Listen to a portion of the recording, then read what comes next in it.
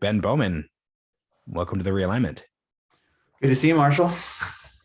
Good to see you too. This is really interesting. I've been waiting to do an episode with you for a while, and we get to do it. So, for context, everyone, Ben and I have been really good friends since our University of Oregon days. I know we have a really concerted Oregon listenership, so we're really shouting you all out here right now. But Ben and I have been obsessively talking and texting about the war in Ukraine. Ben, I'll let you give context for your background, like what you're doing right now in terms of running for office.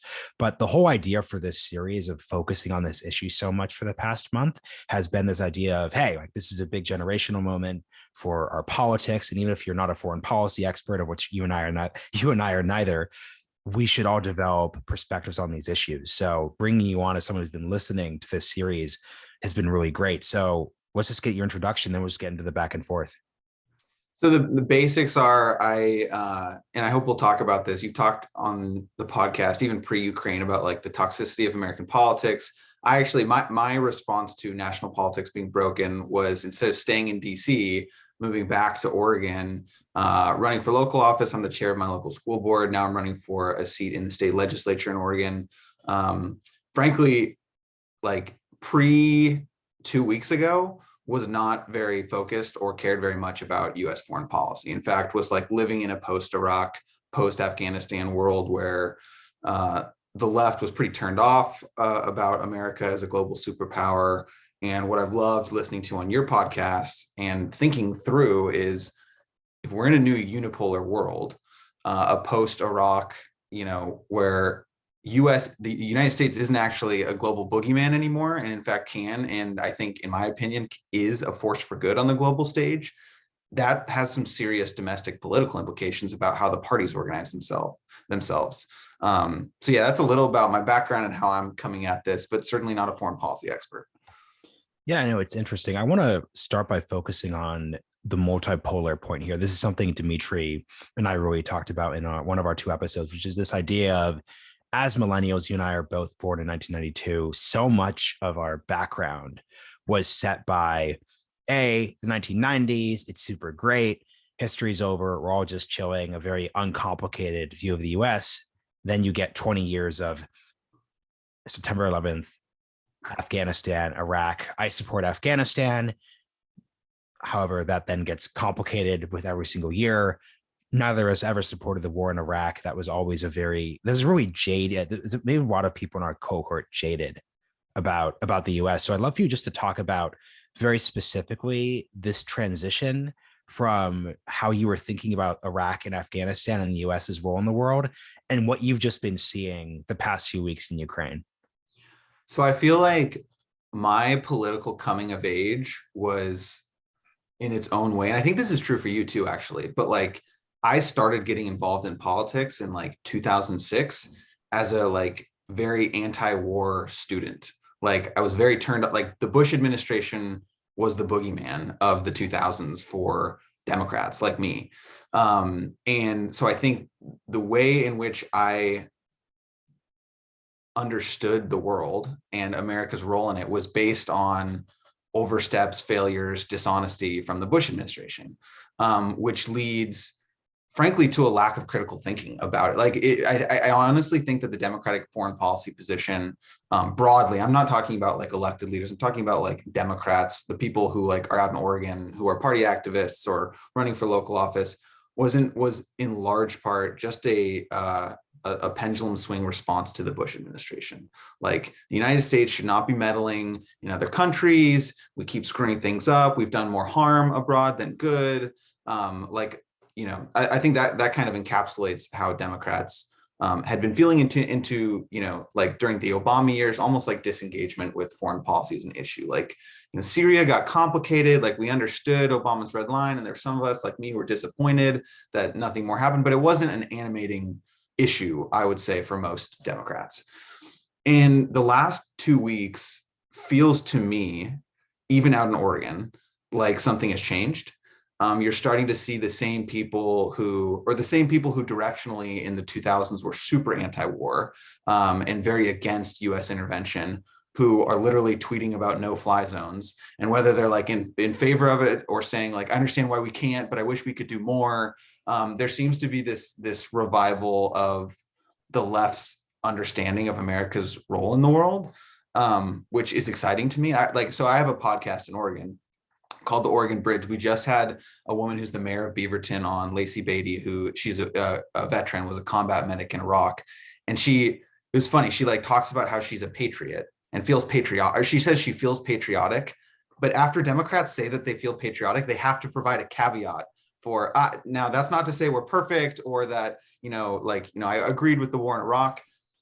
It feels like the last 2 weeks, like we're moving in a different direction. I don't know as much about what's happening on the right, but on the left, it does feel like the aggression of Vladimir Putin is a rallying force for the left to say we should stand up against autocracy and we should stand up against expansionism. We should stand up for democracies in Eastern Europe, which is exciting to me. I think I don't know. So that's how I'm approaching it.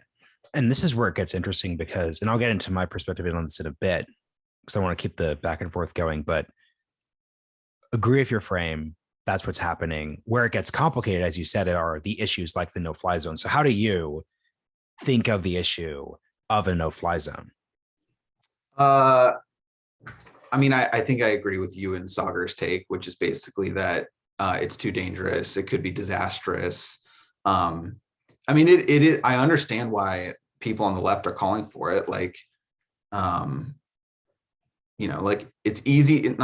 I can say empathizing with the Ukrainians and Zelensky is like a social media star and a very empathetic figure, someone that I think people on the left are very drawn to. And not just Zelensky, but the Twitter universe, you were talking about how one of your listeners was talking about how their life in the last 2 weeks has been a series of refreshing on Twitter because you're trying to understand what's happening. You're trying to learn new things about an area you weren't paying super close attention to. You're following journalists from the Kyiv Independent that you had never heard of. It is really hard to watch what is happening. It is really, really hard to watch hospitals being bombed, the interview, even the interviews, and who even knows if they're real. I totally get the point about misinformation in time of war, but the interviews with Russian soldiers who are we don't know what we're doing, we don't want to be doing this, whatever. That being said, I do think as a nuclear power, we are a superpower, even if we're not the only superpower. And as Joe Biden used to say on the campaign trail, big nations can't bluff. And I do feel Vladimir Putin, I don't know, I'd actually be curious how you think about this question. Is Vladimir Putin still a rational actor? Because if he's a rational actor, perhaps you can make a case about, but if you think there's a chance that, the last 2 years, something's different about him, as Marco Rubio has been tweeting, or that he's no longer, clearly he's okay with basically the destruction of the Russian economy. So do I feel certain that he wouldn't escalate militarily to a confrontation with the United States? No. So I don't know. What is your take? Yeah. So the more I think about Putin, and we're doing an episode on Putin's grand strategy next week, so I'll dive more into this over the weekend, but I don't think it's useful to think of leaders as crazy or not rational. Even Kim Jong-un is behaving rationally within the framework it seems to be, which is how do I ensure the long-term existence of my regime and the existence of my worldview. I don't think that Putin is a madman who's sitting with the nuclear button ready to press it at any single instance. I do think, though, he's getting increasingly desperate. He's backed into a corner, and because he's getting older, he's clearly operating on a timeline which has exhausted his strategic patience and his ability to operate. Okay, so this is good. It's not that he is crazy, but he's now a gambler. And gamblers are incredibly dangerous. Now, Hitler, I think it's pretty easy to argue, goes crazy, especially towards the end. But Hitler, up until, let's say, he loses at Stalingrad in 1943, is best described as a gambler. So he gambles that he can reoccupy the Rhineland, which the Treaty of Versailles said he couldn't gamble. And technically speaking, that could have launched a war with France and Britain if they decided to. He gambles that he could reunify with Austria, and that could have also started a war. He gambles onto the Sudetenland, then all of Czechoslovakia, Poland, France, and then he invades Russia during Operation Barbarossa. So that's just a gamble. And he finally just gambled too far. That's what I really fear. And that's what happened with Putin. Putin gambled that the West would capitulate. He gambled that Zelensky would fold and that he was all talk, and that a lot of the, let's just be frank with this, a lot of the unseriousness and miscalculation he had before the crisis. Like, once again, I understand why he didn't want to sow panic around an invasion, but it was a devastating mistake for him to not just say, look, I've met with Putin. This is a dangerous man. I am not, he never should have made the statement, I do not think they're going to invade. Crystal and Saagar got a lot of crap for their coverage of the Ukraine crisis. Like, let's be frank about it. Saagar's talked about this. But guess what? When they were running segments saying there won't be a war, they literally were featuring Zelensky on it. So Putin saw that. And I think he calculated he could make this move, and the gamble is not paying off. And I think he's just continuing to gamble that I'm gambling that my nation will survive this. I'm gambling that the West will not escalate this in a way that's dangerous. And I am gambling that eventually this will work out. I think gambling is just the real danger zone for us. Okay, so I'm going to put my podcast host hat on. I'm glad you used the World War II comparison, because one of the things you've talked about that's been very interesting to me, and actually, like, I'm starting to see potential for, like, the left to use as a framework for understanding and talking about foreign policy, is this idea of the United States as an arsenal for democracy. Can you explain, like, what, A, where does that come from, and B, what does it mean in the contemporary context? Yeah. So we were talking about this last night when we were prepping for this episode, and then I'll throw this question back at you in terms of what your vision is. So the whole point, to be a broken record, the whole point of this series is there are huge decisions that our generation, whether you're a soon to be elected official, knock on wood, like yourself, or if you're a discourse setting podcaster like me, or you're a congressional staffer, no matter what, you just because of the nature of our government, and this is why we believe in our system, it actually really matters what you think about this. And I wish if you could go back in time, we were in fourth grade, so obviously this wouldn't happen, but imagine if we'd spent just that first month after September 11th learning what the Taliban were, learning about Saddam Hussein, learning about Desert Storm, learning about the CIA's efforts in Afghanistan, on and on and on and on, would have really redefined how we thought of the next 20 years. That's what we're trying to basically do here. So what I am trying to do this month is develop my own individual approach to how I think we should position ourselves. You're going to give your answer to this, but I also want we'll speak to the audience and break the fourth wall here. We want you all to come out of this month with your own version of this, because once again, nothing's empirical here. You don't have to be an expert. A lot of these are values decisions. So here's my conception. The US has made all sorts of terrible mistakes in the past. Iraq war, mismanagement in Afghanistan, interventions in the Cold War. We talked about this with Hal Brands, but bad interventions in the Cold War that were either based on mistaken theories like domino theory, or were just really bad calls when it came to intervening in democracies that were a little aligned away from us. That is all true. But, and this is the real but, it's important that we acknowledge those realities, but we also just move forward with a sustainable vision, because too often, and this is, I think, a trap that many Democrats have fallen into, they see this bad history and then they basically respond to it with, okay, then we can't do anything. Or, okay, if we say that Putin is bad, aren't we hypocrites because we're doing this thing with the Saudis or the Yemenis? And look, that just isn't, that is an option if you are in Sweden. I think that's an option if you are in Switzerland. But at the end of the day, you and I do not support a no-fly zone. But when Zelensky says very explicitly, when you do not prevent Russia from bombing our hospitals, you are making some type of moral decision. I think that's very true. So history moves forward, events happen, and I just am not going to sit on my hands. I don't think people in positions of responsibility are not going to do that in any direction. So functionally then, arsenal of democracy means what? We just continue, we basically take democratic states under threat of expansion from Russia or China and funnel them weapons. Is that essentially what it means? Yeah, no. Yeah. Thank you for refocusing me as a podcast host. No, this is that's actually it. It's our mistake the past 20 years was just going on offense in devastatingly reckless, devastatingly hubristic ways. I think the real peak for the ideology that I'm pushing back against was George W. Bush giving his second inaugural address, where he said the central aim of U.S. foreign policy is to remake the world in a more democratic fashion. Not that we can't. I would almost 99.9% like to live in a world that was completely democratic and free, but there's a difference between seeing that value and then completely reorienting our entire foreign policy. And once again, when he gave that frame, it was in an offensive frame. It was, we're going to intervene here, we're going to do this, we're going to do that. In my case, because the US is on the defensive post-Afghan withdrawal, and the autocracies are very explicitly on the offensive and are considering it, we have the opportunity to say, hey, whoa, we're not intervening in countries. Here's my example. What if Zelensky woke up last year and said, you know what?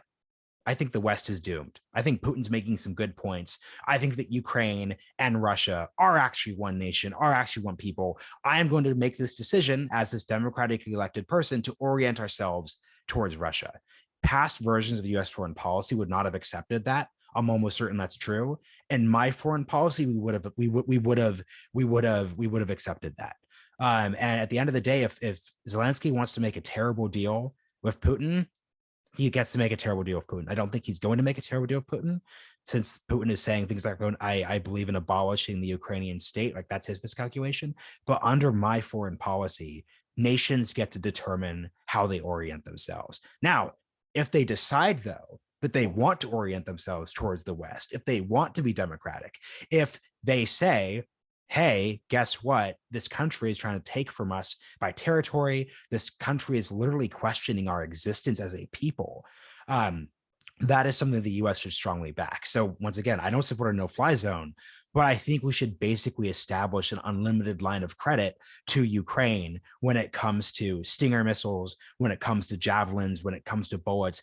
Any force of arms that will help them resist tyranny is just really key here. Because the last bit here, but I'll throw this to you, is, look, what is my takeaway from studying the 20th century? My takeaway is the most destructive idea, the idea that literally killed hundreds of millions of people, was this idea that a dictator or a country, democratic or otherwise, because the British Empire, the US, we've done these things, can say, this territory is now our territory, can say, hey, you people don't actually exist. Right? I think Putin, there's the word genocide is a really, it's a fighting word. So, and I'm not claiming that Putin's plan is to put Ukrainians in camps, in a Holocaust style thing. But when Putin says, I do not believe that Ukraine exists, I do not believe that Ukrainian identity exists, like that is culturally genocidal. And I think that's an evil idea. And when we can, without going too far, so no NATO troops on the ground, I'm skeptical of the transfer of the MiGs. This is actually one of the more debatable points of these. And I'm opposed to the no-fly zone. But up to that, if you are defending someone pushing back against that genocidal idea, then F yeah, like we should support them. What's your perspective? I mean, this is like, and I think many listeners will empathize with this. Like so I have a day job where I work for the Oregon Department of Education. I'm on a school board and I'm running for state office, where I'm trying to spend time like learning things about like the Oregon Health Plan and the history of like timber conflict in Oregon. So I actually don't have nearly as much time to think about this as you. So this is actually why I listen to the Realignment, because you spend all day thinking and talking about this, and it provides a space for me. So like, this might be a boring answer, but I actually agree with you. And I think, and this is why I agreed with your take. I agreed strongly with your take in the last episode with Saagar, where you're basically like, A, Joe Biden might be the only guy who could have beaten Donald Trump, and B, he's doing everything right. So what I love about what Joe Biden has done is he has provided an example of how the United States can be an influential actor on the global stage without sending US troops abroad. What remains to be seen, and this is like the depressing point where Saagar's continuing insistence that this is going to take 5 years or more or whatever, is incredibly sad and depressing. So we'll see what the outcome is. But Biden has at least presented us with an alternative view of the United States, where we are active on the world stage. We're organizing a coalition across nations to respond economically and militarily, but in a way that doesn't have the kind of arrogance that like the post 2001 US foreign policy had that made people on the left like deeply uncomfortable. So I don't know if that answered your question or not. No, it does. And the key thing that comes here is it's very clear that in a multipolar world, alliances are incredibly important. And my takeaway here is it's not as if, here's the key difference in now in 2003. Then the US could just, for good or for ill, unilaterally declare we're going to do this. Either I'll quote George W. Bush, you're either with us or against us. It's such a cliche now, but that's actually what he said. It's go on. No, so actually I was going to turn it, so you should probably finish first. Yeah, so just the quick thing is, now in today's world, a critical skill set for the US, and this is a very important role we could play because we are removed from Asia, we're removed from Europe, we're in the North American continent. It's deeply important that we conceive of ourselves as, look, we're often going to be in the driver's seat just given our economic and military power, but we still have to be much more democratic with other countries. So we have to genuinely care what Lithuania, Estonia, Latvia, Poland, Australia, Japan, some of the members of this coalition care about, because what we have to do here is this whole debate about soft power and, the US has a terrible reputation. We have to treat ourselves as a counterweight to what China and Russia do. We have to say very openly, like, not only, because once again, and this is once again why I'm excited about this opportunity, which is that during the Cold War, the US, especially as Jim Crow was ended, was just unabashedly better than the Soviet Union. But huge amounts of hypocrisy throughout that entire time. So yes, Ronald Reagan is talking about the evil empire, but we're also like funding death squads in Latin America and trading weapons to fund them with the Iranians. We're funneling money into the Iran-Iraq war and really prolonging this really terrible conflict. So we're on the side of good. It's obviously good that we won. Might not be obvious. It's obvious for me that it's good that we won that competition, but there's hypocrisy. Now we get on this conflict specifically. So yes, people are going to bring up Israel policy. People are going to bring up Yemen, Saudi Arabia. I'm speaking specifically in this context where we are competing with China and Russia. It seems as if it's becoming clear that we can do what's morally right with restraint and avoid hypocrisy. We do not have to say, well, this country we're allied with is also trying to territorially conquer another country, but we're going to say that's fine because they hate the Chinese. We don't have to have that issue right now. And that's such an opportunity. So I have a follow-up question. We talked about this a little bit last night, but I think it's worth exploring a little bit. So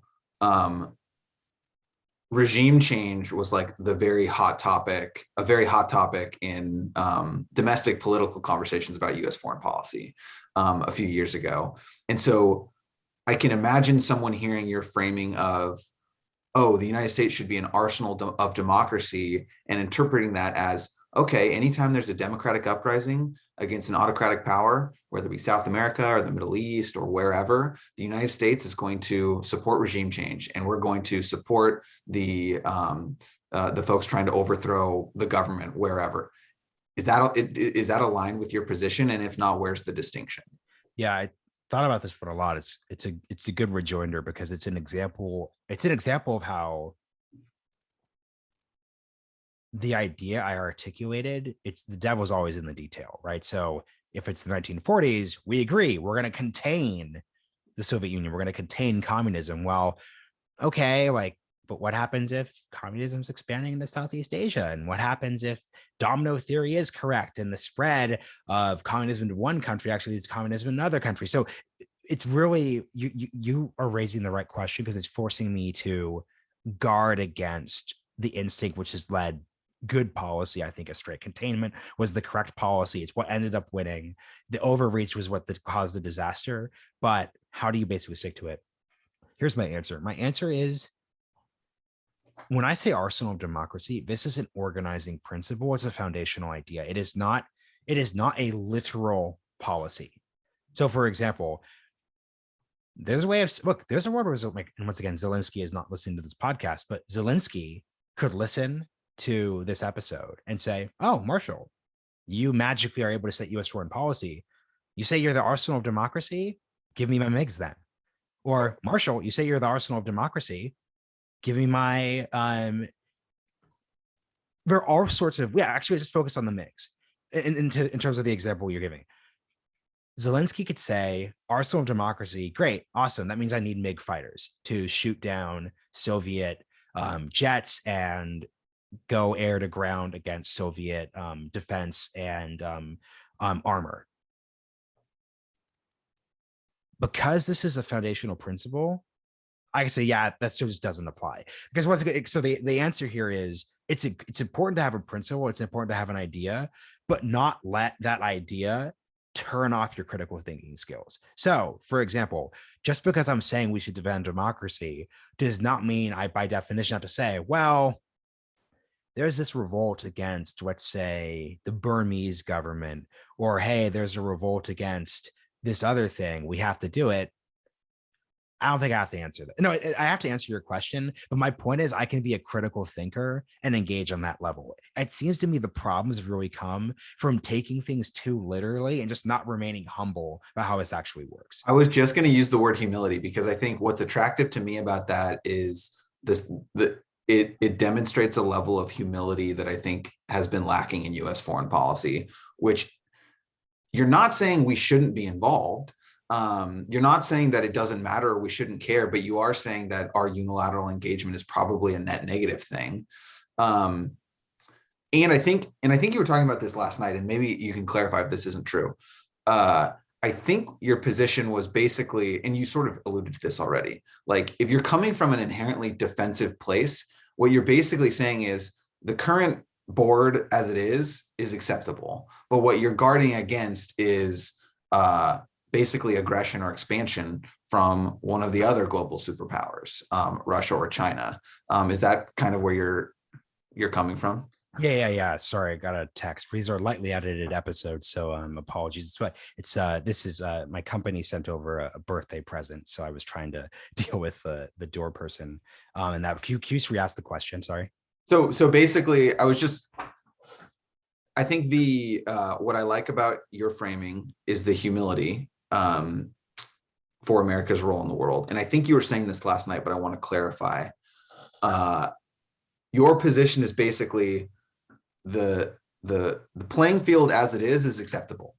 What your position is inherently defensive, and what you're guarding against is an expansionist power, another superpower trying to change the playing field in some way. That's what you're resisting. You're not proactively trying to go, which I think, democracy builder George W. Bush was trying to do, actively remake the playing field. You're saying, okay, that didn't work.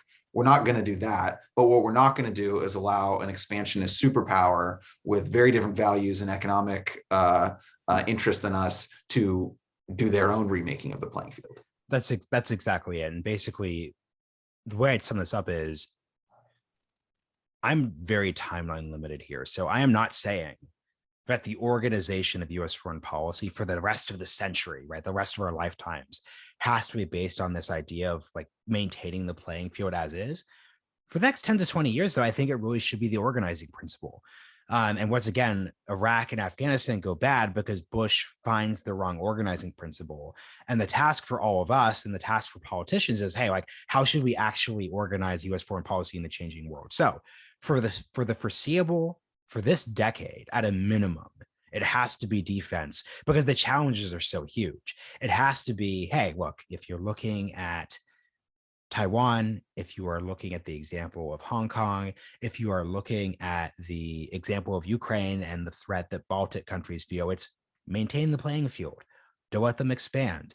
Don't convince Putin that he can send insurgent hybrid warriors into the Baltic states and claim that there's some sort of specific controversy with Russian speakers there playing the game he's already played in Ukraine. So that's my point. And also, and this is why, and we should talk about this is why I support the sanctions policy. I will keep saying this. I will be a broken record on this, but what was so revelatory about the episode of Nate Sibley, I'm glad I started off there, was he just actually explained the sanctions policy better than I'd actually heard it from a lot of people who are pontificating on Twitter, which is this isn't about regime change. There's no oligarch who's going to say, okay, 55% of the people are with me. Now let's do a palace coup. The point is, Russia has to learn that if you invade another country and say you're going to abolish another country's existence, your economy will be hit catastrophically. And that's the reality. That is why I'm okay with this policy. I do not, and the whole point of my defensive framework for arsenal of democracy is I am not making any judgment on the content this month or just this general approach to the world based on the idea that we're going to change Russia or change China. That was another flaw in the underlying approach to foreign policy, I think, over the Iraq, Afghanistan, post 9/11 period, which was just, it's not that you can't change things. It's not that there aren't things you should do. So, for example, like we should fund Voice of America and beam in independent. It's not independent. It's U.S. government funded, but it's very clear that Russia is now going to turn into a hermit kingdom. We should fund news services that will talk about democracy and say, hey, this is what news is. Like that is what we should do. But at the same time, I think it would be a mistake, and it would frankly even play into the narratives of China and Russia if we tried to say, hey, like what we are doing is thinking, how can we offensively, not with weapons, like this the point is an invasion. It's like, how do we offensively make sure that Putin is not in power? I'm just not interested in that. I think it leads to bad places. Yeah. Then so, and I did listen to the episode, but I'm trying to recall then. So, or maybe I'll just frame it this way. Is the point then, I mean, because I think, was that the episode where you're talking about like you're basically asking like I'm angry, and and he was basically so it's basically saying, but this is when, okay, this is, let me just restate this because it's an important point. I'm not sure everyone listened to every single episode in the series.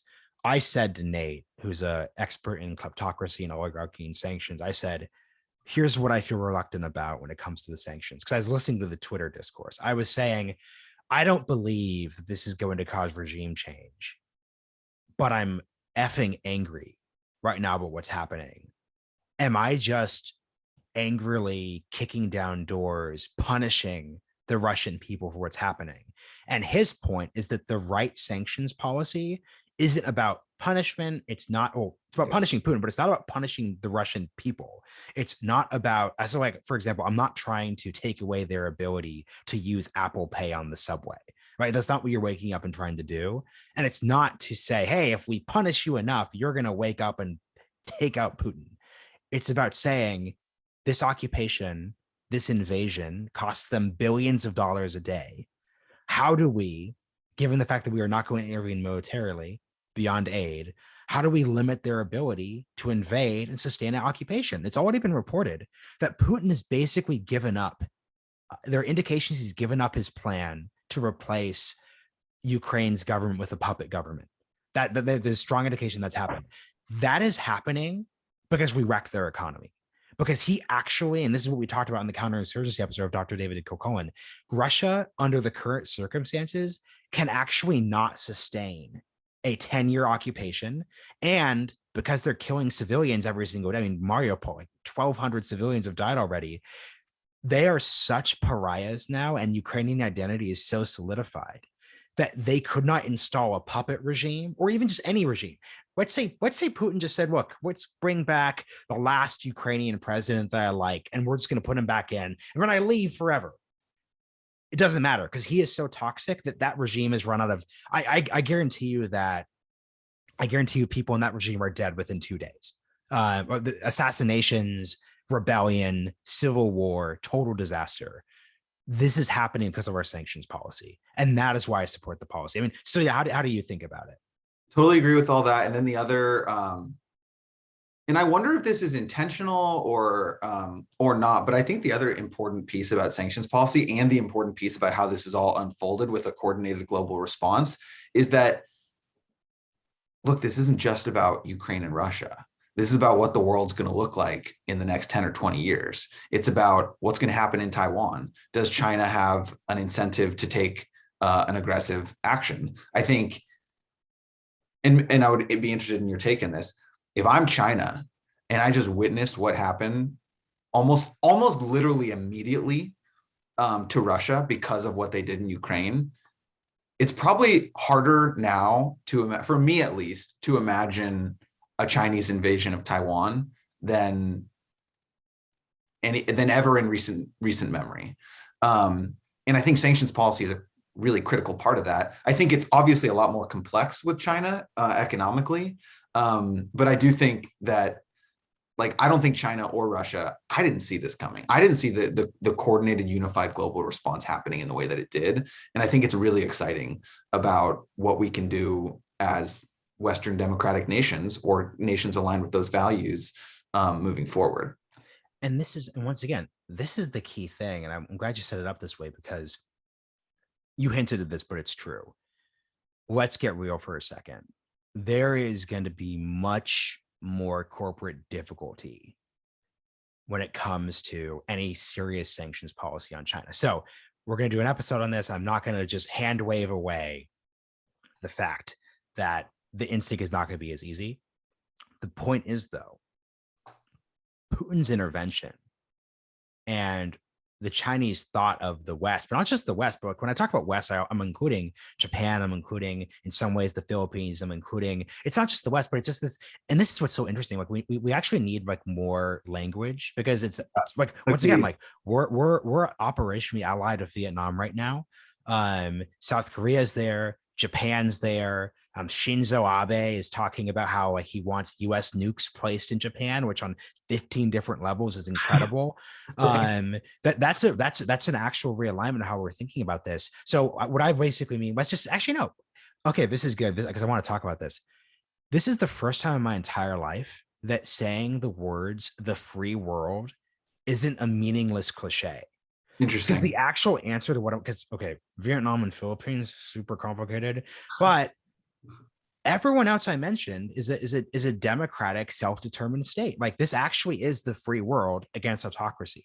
So yes, so when we just, for now, and obviously people will come up with a better word than this, and that term makes me think of like Ronald Reagan and jelly beans, but there's something, but this is how much of a strategic disaster this was on Putin's part. He set the debate within these terms by him doing this the way and this is why we were talking about this last night. We can never think of Putin as a master strategist again. Or, right. You know what really is? Putin is good at, he's a martial artist. I think the way I would articulate my understanding of Putin is that he is really excellent at judo, right? So he's good at, when I punch, he can redirect my weight in a devastating way. So when we invade Iraq, or when we overpromise when it comes to NATO admission to Ukraine, relative to our ability to enforce that, he can take that energy and use it to his own advantage and get what he wants. What he is cruelly bad at is he's terrible at soft power. He's terrible at articulating his case. He's terrible at actually making strategic decisions. And the point then, to take this back to China, is, here's what I'm thinking is China. The chances that the US and Japan would push back against an invasion of Taiwan has just gone up. Has just entirely gone up. And the chance of economic sanctions has also gone up severely. So once again, I would not take a bet that China would be as crippled and cut off as Russia would be. But that being said, the chances of that happening has gone up. So that plays in again, it's gambling, it's risk calculation. The risk has gone up. And if you're China, you're also thinking, and once again, this is the world I want to live in, because this is actually good. What world do I want to live in? I want to hear your answer to this. The world I want to live in is a world where, look, China, I get it. I actually genuinely do. People, like, oh, you're a China you're a China hawk. You hate the CCP. I genuinely understand where China is coming from. I understand why China wants to unify Taiwan with the mainland, right? If I were Chinese, I'd be a nationalist. I'd be a card-carrying party member. I would want to avenge the century of humiliation. I entirely get that. But the way that should be achieved in my world is, China, be awesome. Because this is what the Chinese and the CCP, and this is what Putin believes. Like, they actually believe that the West and the free democratic world are decadent, divided, weak. They're the way of the past, If that is true, then be patient. And naturally, if that is the world you think is real, then Ukraine would go towards you. Then Taiwan will go towards you. If the here's what I want the CCP to take away from the 2020s. Once again, this 10-year period. I want the takeaway to be, if we want Taiwan to rejoin the mainland by 2049, the 100th anniversary of the Chinese Communist Party seizing power and winning the Chinese Civil War, we have to convince them that we're not going to put people in camps. We have to make clear that we're going to pull back our repression in Hong Kong, because once again, they're never going to give up Hong Kong. That's not my claim, but there was a wide consensus that Hong Kong and Taiwan have different relationships with the Chinese government than mainland China.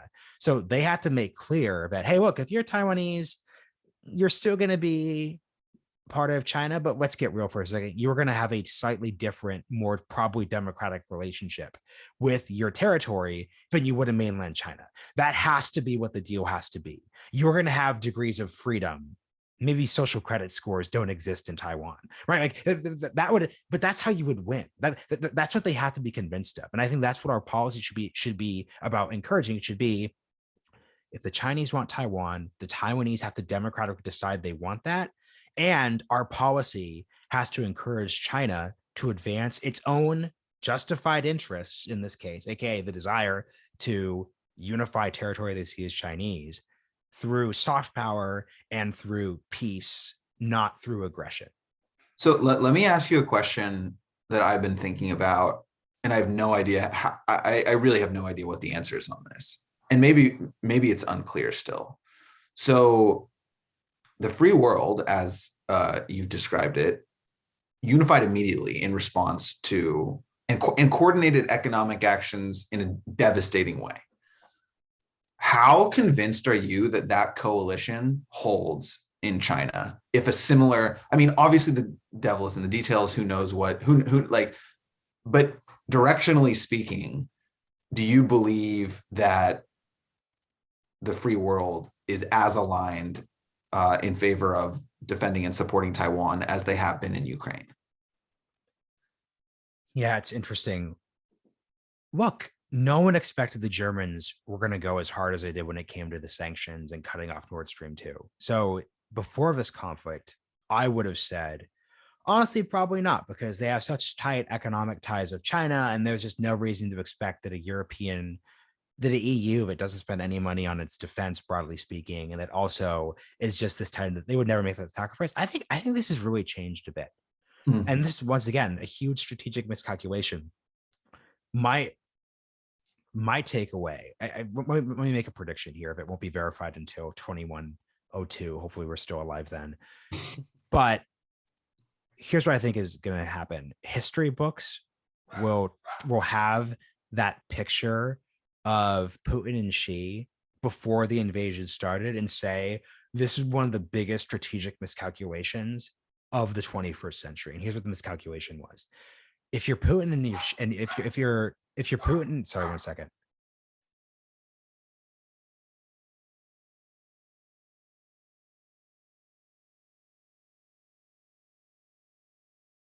If you're we're gonna roll through it, Golda. You're making your presence heard. It's the problem with the nice mic. It literally picks up everything. And Phil is gonna not be here editing this episode, so we're gonna work through it. No, like here's a strategic calculus. If you're China and if you're Russia, here's what you want. What you want is, these are internal issues. This is why Putin wrote that big essay last July. This is why he gave a speech where he said, Russia and Ukraine, we are the same people. This is a myth of history that we're not the same people. This is an inter-Russian, inter-Slavic debate. Mind your own business. That is the point. If you're China, you want to make the argument that, look, this isn't literal. And by the way, this case is much stronger on the Chinese side than the Russian side, that the Taiwanese and the Chinese are actually the same people, that Taiwanese identity is much closer to Chinese. It's a stronger case. This is a geographic specific issue, but has nothing to do with you, Estonia. So just back off. Because they took that picture, because it's now widely acknowledge that they coordinated and that she specifically asked Putin to wait until after the Olympics to launch his attack. This is now a global struggle. These are inherently tied together. The worse that Russia does on the battlefield, the less likely the Chinese are to make moves. I think that tie together moves this towards Europe being aggressive. I think that's just the underlying reality, because they have just done such a horrible job. And because we're nearing like our last segment here, so I want to get to the whole politics bit. But just to finish up this conversation, and I really want people to think of it because I haven't heard this response to this. They just could not have set this up better in terms of becoming the aggressor, coordinating with another country, which also is thinking about being aggressive. Right. And then having Biden, once again, people are mad in the comments for saying I'm a Biden show. Like, look, I'll call it like I see it. At a strategic level, saying, whoa. Like, for example, there's debate about, a lot of military folks would say it was a huge mistake to say we won't put in NATO troops. And I understand the military case they're making. Militarily, you want to increase the uncertainty for Putin, that if he's a gambler, man, they could intervene. And obviously I would be okay using a tactical nuclear weapon on the battlefield, but like, I don't really want to do that. So increase his thing. But politically, it was a necessary thing to say, because it just meant, whoa, we're defensive. Whoa. We just want Ukraine to be free and determine its fate. We're not trying to start a war here. Mm-hmm. So once again, this is what I'm noticing a lot of outside commentators, especially European hawks, who don't understand the American political system, who don't understand the awkward coalitions Biden's working with, not get that, guys. The reason why center left to left people are so comfortable with supplying Ukraine right now is that all of Putin's attempts to turn this into the US is the one at fault here completely failed. And Biden achieved this, and his staff achieved this by just not by taking things just off the table. 100%. All right, take us into our last segment. So I will take us into the last segment by offering a critique that I have of how you and Saagar have framed politics, which is you started with something I agree with, which is our politics are very broken, or at least very toxic, particularly at the national level. And I know you've had listeners write in basically like, what should I do? Like, what does an ambitious millennial or even Gen Z person do? And I think your response has basically been like, stay away from politics, like don't engage, go do something else. And my response is, you actually should engage in politics. And maybe you shouldn't engage on the national level, but like for a couple reasons. One is, I mean, and the Russia-Ukraine situation actually brings this into a sharp focus, which is, if you are patriotic and you actually believe in a pluralistic democracy and our ability to solve problems, we kind of have to prove it. And we're not going to prove it by smart people being like, I don't want to be involved in politics and government. So A, I actually do genuinely believe that, but B, and this is like self-justification for the path that I've chosen, you actually can do a lot and solve a lot of problems if you engage at the state and local level. Especially, I mean, every state's different, but in a state like Oregon, there is not a huge barrier to entry to actually being part of this and having a seat at the table. And again, you're not going to be meaningfully impacting what's happening in Ukraine, but you're probably not meaningfully impacting what's happening in Ukraine in your status quo, but you actually can have a huge input in solving a problem like housing or homelessness or healthcare access or climate change policy at the local level, et cetera, et cetera. So that's my critique, and I want to hear your response. Yeah, you brought this up on the pre-call last night, and I've been thinking a lot about this. A couple broad thoughts. So A, I'm going to immediately modify the cynical take I had. I agree with certain parts of it, but it needs to be, you were basically getting at my critique needs to be much more precise. Mm-hmm. A lot of folks who write in are saying things like, I want to enact a populist revolution and completely shift American politics, and also pass universal health care and do this, and that. I actually think for people with that grand visions right now, I'm actually not someone who discourages grand visions, right? I spent an episode as a 30-year-old I'll be 30 when this episode comes out, proclaiming my views on U.S. grand strategy and foreign policy. So I'm not going to be a hypocrite and say, who are you kids to talk about universal healthcare? What I will say, though, is I am ultra aware of how the current political system at the federal level, especially, takes people with that grandiose vision, which is often needed and is important, and chews them up and spits them out and ruins this. Like, this was the subtext of my episode of AOC that I'll just state more clearly because I'm more being interviewed here.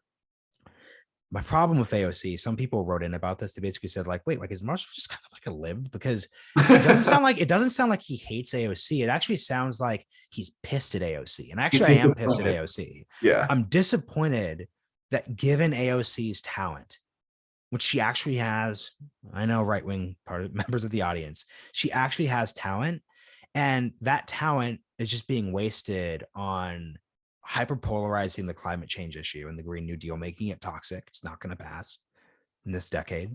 And then B, getting into scum bucket fights of Ted Cruz.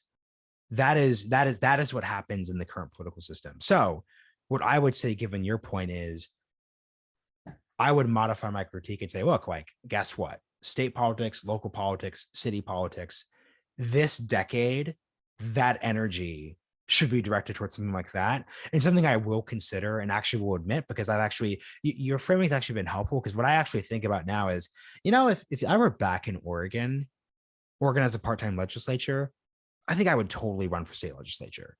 And I wouldn't hate that. So let me put it this way, like, people, right, because I was super political in high school. People never believe me when I say this, but like, I actually, no joke, would never run for Congress no way, just no effing way. I've seen too much. I was in DC.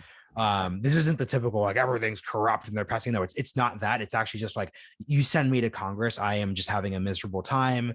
Nothing I want to pass. Right now, I actually would like to be in Congress because of the Ukraine issue, because I think my perspective is an important one. But with the exception of this specific 2-week period and this month period, would not want to do it. It would be really great to be a school board member or a city councilman or a state representative. Wouldn't want to be a governor, to be honest, but I do think that I've been so jaded by federal politics that I've left people with nowhere to go. And that's the most important part of your critique, which is that there actually has to be somewhere to go. And then one other thing I'll quickly say, people in independent media like me need to be careful when we say cynical things, because when we say things like, and look, Saagar's not here, but I'll say this critique, right? I'm doing Breaking Points content right now, and I have to acknowledge the fact that, hey, like, saying everything's like screwed and everyone's going against you, like, that's actually promoting that cynicism is exactly the sort of cynicism that like Putin and Xi want. And also my version of this is, thanks to what you're saying here, Ben, and I really mean this genuinely, I do not want the takeaway from this show to be politics sucks and you're either a narcissist or a chump if you engage in it. And I think that is a fair takeaway from what I'm saying. And what I will also say is, like, you don't have to run for local office if that's not your thing. But what I would say, if you, like, I like how you all frame like decades, like, what are the next 10 years? Like, you say things like, it's done for the next 10 years. You know what you should do for the next 10 years? And we talked about this a little bit. You should figure out how to solve a complex problem, whether it be state or local level.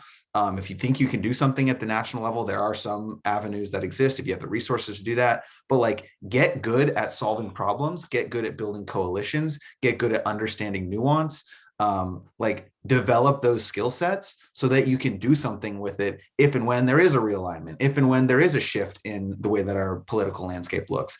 But like, the answer is not for smart people to all retreat to the private sector to make money. That cannot be the answer. And I think you're agreeing with that.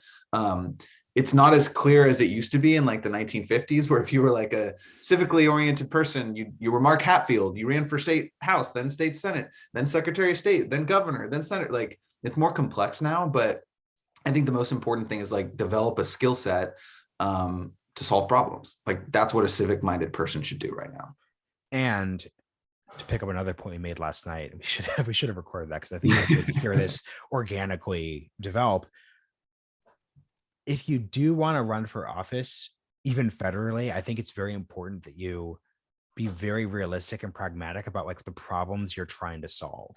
So once again, doing the podcast has helped me get there, but the reason why I felt the urge, and I live in New York City, like I've been away from Oregon for a while, I'm not gonna run for office, but the reason why for the first time in like 4 or 5 years, I felt the urge to be a politician is, oh, the US is figuring out its Ukraine policy.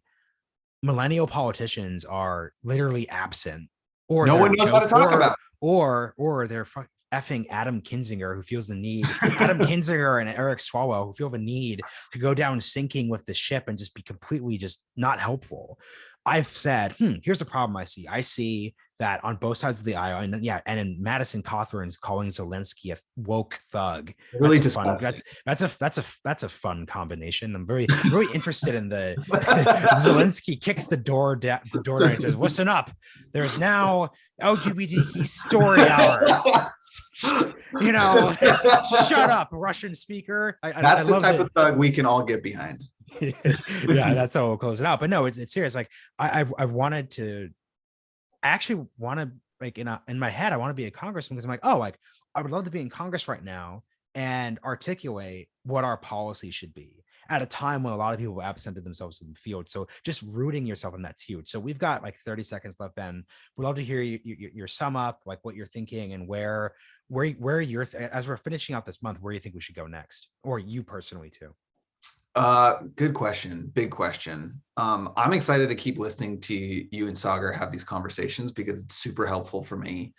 I do think that the left and the Democratic Party needs to do exactly what you are, address the weakness that you just described, which is we need to figure out what is our worldview in a post-Ukraine world.